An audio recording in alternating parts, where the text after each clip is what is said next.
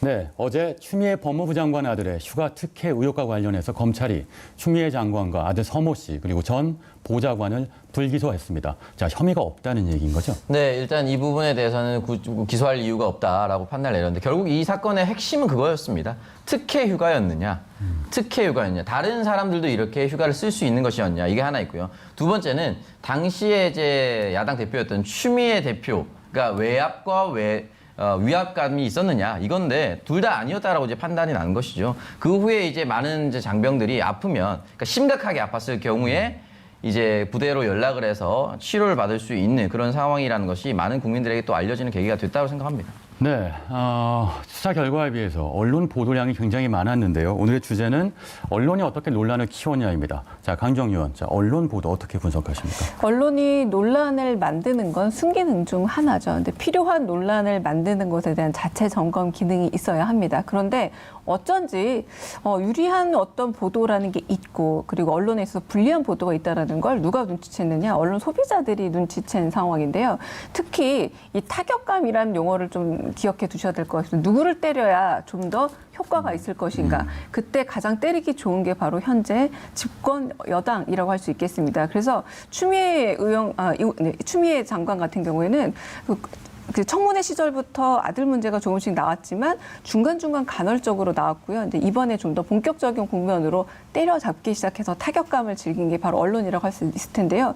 이제 말 그대로 이제 기소가 되지 않았다는 말입니다. 그러면 그 부분에 대해서는 언론이 이렇게 많은 의혹 제기를 했는데 기소가 되지 않은 것에 대해서 일종의 경위서라도 한번 언론의 형태로 보도의 형태로 제공해야만 합니다만 지금은 여전히 또 다른 의혹들을 하나 둘씩 잔불로 남겨두고 있습니다. 마치 저는 산불에 비교할 수 있을 듯한데요. 아직 불 안 꺼졌다. 언론은 아직도 전혀 꺼뜨릴 의향이 없다는 생각으로 조금씩 또 단독성 보도가 여전히 나오고 있습니다. 결국은 진실에 대한 보도엔 관심이 없고 이걸 어떻게든 불로 키워보겠다라고 하는 의도만 보이는 형태가 아닌가 싶습니다. 네, 관련해서 N의원 얼마나 많은 무차별 타격이 있었습니까?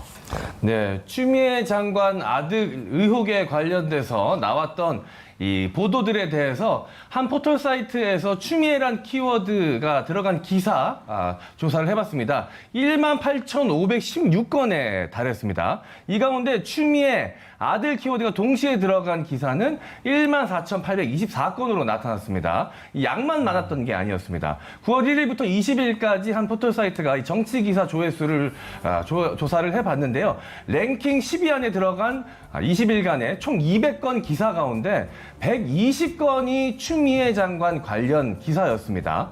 이 가운데 단독 기사만 29건에 달했고요. 이 통계에서 보면 공교롭게도 보수 언론이 집중적으로 이 추미애 장관 관련된 기사를 쏟아내고 있었습니다. 네, 통계만 놓고 봐도 보수 언론이 특히나 많은 무차별 타격을 한 게 눈에 보이는데요. 일단 국민적 관심이 많은 사안이었으니까 언론 보도가 많았던 건 이해할 수 있습니다. 하지만 의혹 보도 내용 자체가 과도한 보도가 있었던 건 아닌가 이런 생각이 들기도 하는 부분이 있는데요. 어떻습니까? 네, 일단은 의혹을 쌓아두기 위한 언론 보도, 그러니까 무차별적인 헤드라인들이 쏟아졌다고 볼 수가 있는데 처음에 추미애 장관 아들로부터 해서 이제 딸까지 번지기 시작했어요. 그러니까 의혹 대상을 확대하면서 이 논란의 중심에 추미애 장관을 계속해서 올려뒀었죠. 주요 헤드라인을 좀 살펴보면은 내 아들은 철심받고 군 복무 중인데 엄마가 추미애가 아니라서 미안해. 그리고 장병들 우리도 전화로 휴가 연장해도 되겠네. 자, 미리 말씀드려도 됩니다. 그리고 단독 흑수저 일병은 복귀 17분 늦었다고 감옥 갔다 등의 자극적인 기사가 있었습니다. 또 하나가 있었는데 무릎 아프다던 추 아들 나랏돈 받고 프로 축구단 인턴 중 누가 보면 이제 사실 프로 축구 선수로 활동하는 줄 알겠어요. 근데 이게 아니거든요. 이게 사실 그래서 헤드라인이 바뀌었습니다. 60대 1 뚫고 나랏돈 받으며 프로축구단 인턴 중이라고 얘기를 하면서 사실 헤드라인만 보면은 의혹과 의혹을 더할 수밖에 없는 저 사람이 잘못된 사람이라고 볼 수밖에 없는 그런 자극적인 헤드라인만 쏟아졌었죠. 네, 제가 여기서 킹덤 퀴즈 준비했습니다. 저도 오창석 요원에 관련된 의혹을 좀 몇 가지 제기를 해봤는데요. 국회의원 선거에 나갔던 오창석 요원 관련된 의혹 보도들 한번 준비를 해봤습니다. 오창석 요원 긴장하시길 바라겠습니다. 자, 먼저 보시면 왜곡 보도 첫 번째 1번. 자, 후보 시절 건방지게 차 타고 돌아다녀. 심지어 차 뒤는 불법 개조해서 침대차로 만들어라는 의혹 보도가 있었습니다. 자, 그리고 2번. 선거비 아끼려 아동용 점퍼 입어. 예. 자, 이거 쓴 사람 잡아내겠습니다. 신고할 때는 성인용 점퍼를 샀다고 신고했다고 들었습니다. 자, 그렇게 보도가 났고요. 자, 세 번째 왜곡 보도입니다. 자, 현수막이 무려 18개 어마어마한 홍보를 했다라는 의혹 보도가 있었습니다. 자, 네. 과연 이 중에 왜곡 보도는 몇 번입니까? 이 세 개다. 왜곡 보도입니다. 아동용 점퍼는 정말 참신해서 웃긴데 차량용 침대 개조했다. 사실 제가 최고가 잦기 때문에 네. 웬만한 간이 유저도 편하게 잡니다. 그렇기 때문에 개조했다 이런 것도 말도 안 되는 것이고 현수막은 법적으로 정해져 있습니다. 몇 개를 게시해야 되고 네. 어디에 개첩해야 되는 것도 다 허락을 받아야 되기 때문에 네. 세 개다 모두 왜곡 보도입니다. 네, 맞습니다. 세 개 다 네. 왜곡 보도였고요. 그런데 만약에 실제로 이런 것들이 기사로 나간다 그러면 또 많은 분들이 또 믿을 수도 있는 것이거든요. 실제로 선거 기간이 13일이기 때문에 저걸 네. 해명하기 전에 선거가 끝나버립니다. 그렇겠네요. 네. 예. 자, 이런 식의 왜곡 보도가요, 전형적으로 악화가 양화를 구축한 상황이 되는 것 같은데요. 강희정 의원, 그러니까 필요한 보도가 없어지죠, 이렇게 되면. 맞습니다. 아마 오창석 의원에 대한 이런 왜곡 보도 별로 없었을 거예요. 왜냐하면 대형 정치인이 아니기 때문에. 대형 정치인의 왜곡 보도도 따라가기 마련입니다. 그러니까 팩폭이네요. 예. 네. 이게 타격감이 느껴지네요. 네, 부정 편향성이라고 얘기를 하는데 일단 사람들이 부정적인 기사의 클릭 수가 더 높습니다. 아까 오창석 의원께서 쭉 헤드라인 나열해 주셨는데 최근의 기사들 특징은 또 뭐냐면 기사 전문을 보는 게 아니라 포털 들어가시면 어때요? 헤드라인만 쫙 네. 나열돼서 야, 이 사람에 대해서 보도가 쌓이면 문제가 많은 사람이라는 낙인 효과를 어쨌든 가져올 수 있습니다.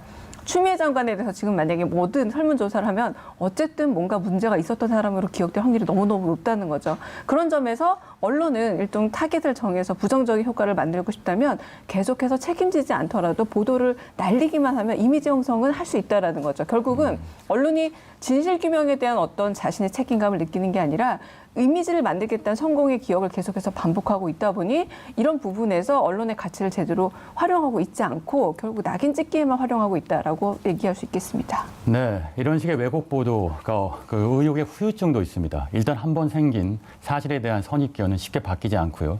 편향성 때문에 여론이 왜곡된다는 거죠. 그러니까 선택적 보도가 선택적 여론을 만들어내는 게 아닌가 싶습니다. 자, 연일 이슈의 중심에 서 있는 추미애 장관만이 아니죠. 자, 이익 충돌과 관련해서 일감 몰아주기 의혹이 제기된 박덕흠 의원도 파급력을 따지면 언론 주목도가 높을 수밖에 없는데 박덕흠 의원에 대한 보도는 어느 정도입니까? 네, 객관적인 사안의 경중에 따라 이 보도량도 달라져야 할 텐데요. 실제 모습은 그렇지 않았습니다. 더불어민주당 최고위원이 추 장관 아들 의혹 관련 보도를 12개 주요 일간지 인터넷 매체 기사를 확인해 보니까 의혹 보도가 시작된 때부터 이 대정부 질문 종료일까지 22일간 2만 2천여 건의 의혹 보도가 나왔다면서 수천억의 피감기관 공사 수주로 이해충돌 의혹을 받고 있는 박 의원과 비교하면 심각한 수준이다. 8월 23일부터 9월 22일까지 31일간 보도량은 2,300여 건으로 추 장관 의혹 보도에 10분의 1도 못 미친다라고 이 김종민 최고위원이 발언을 했습니다. 네, 추 장관 관련 보도의 10분의 1. 왜 이런 일이 일어납니까? 우리가 검찰에 대해 얘기할 때 수사를 시작하는 게 권력이죠. 수사를 덮는 게 어마어마한 큰 권력이라고 하죠. 언론도 이런 걸 닮아가는 듯합니다. 기득권을 닮아가서 오히려 언론 보도를 하지 않음으로 인해서 자신의 효능감을 굉장히 맛보고 있는데요. 많은 국민적인 어떤 분노까지 만들어졌던 게 바로 박덕흠 의원 사건입니다. 그럼에도 네. 불구하고 언론이 제 할 일을 하지 않았다는 것은 결국은 정파성에 따라서 취재를 선택적으로 하고 보도도 선택적으로 하고 그리고 헤드라인도 무책임하지만 그런 편향성에 따라 달고 있다는 걸 보여주는 신뢰가 되지 않을까 싶습니다. 네, 알겠습니다. 문재인 대통령이 지난 22일이었죠. 진원 2000호를 기념으로 해서 기자협회보와 진행한 서면 인터뷰 내용에 이런 내용이 있습니다. 자, 정파적인 관점이 앞서면 진실이 뒷전에 되기도 한다. 자, 특정 정파성에 매몰되면 결국 언론이 국민들의 신뢰를 잃게 된다. 이런 얘기인데 어떻습니까? 하나만 하면 됩니다. 어떤 사실에 대해서 팩트체크만 해주십시오. 아주 그런 소극적 기능만 하더라도 언론의 신뢰도 찾을 수 있을 거라고 저는 생각합니다. 네, 자, 오늘 언론은 어떻게 논란을 키우는가라는 주제로 얘기 나눠봤습니다. 오늘의 킹덤 오록 이렇게 제시해봅니다.